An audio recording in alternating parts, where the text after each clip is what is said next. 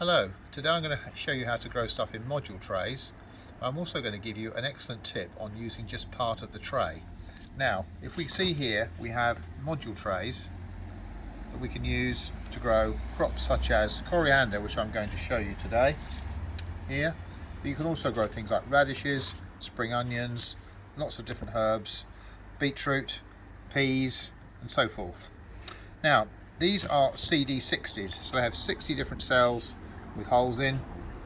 This is designed by Charles Dowding. I've also got 40s and some 77s. Now, if you only want to use a portion of these holes, modules, then what happens is you go to put some compost in. Say you only want to use a dozen, and what happens is you get compost spilling over onto the other tray holes that you don't actually want to use. So what I'm going to do is show you a trick which you can use to make sure that you only actually fill the module holes that you want to use. So all you need is another module tray of the same size. All you do is overlap those into there like that. Get your seed compost, put it in where you want it. In this case is here. Lift this one up here. Using a little poker, I can just poke through.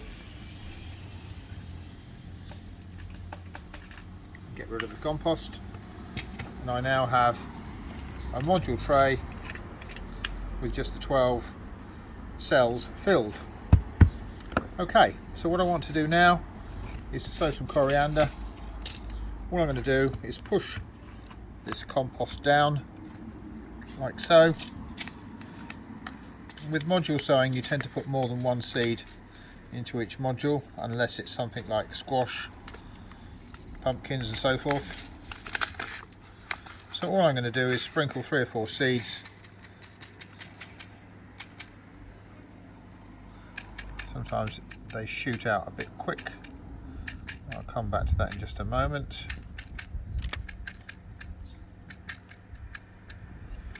Coriander can actually be planted out into pots from these modules in clumps. What I've actually got here is, this is coriander cruiser. What I've actually got here is about 6 in here, so I'm just going to shift these over.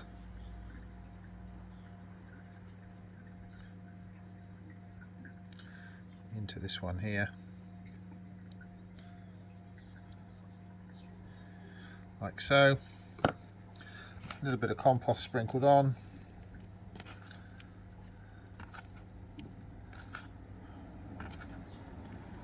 Over the top. Smooth it off, just push it down just to make sure that the compost is in contact with the seeds, and then I'm going to water.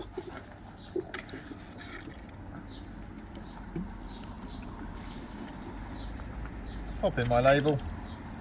Obviously if you wish to do a whole tray, you can fill the tray up completely, and you can put different crops in different modules, although be aware that some may germinate quicker than others, some may germinate slower than others. But if you only want to use a portion of a module tray, and this is the way I do it, by using this to block off the holes, it keeps it nice and clean.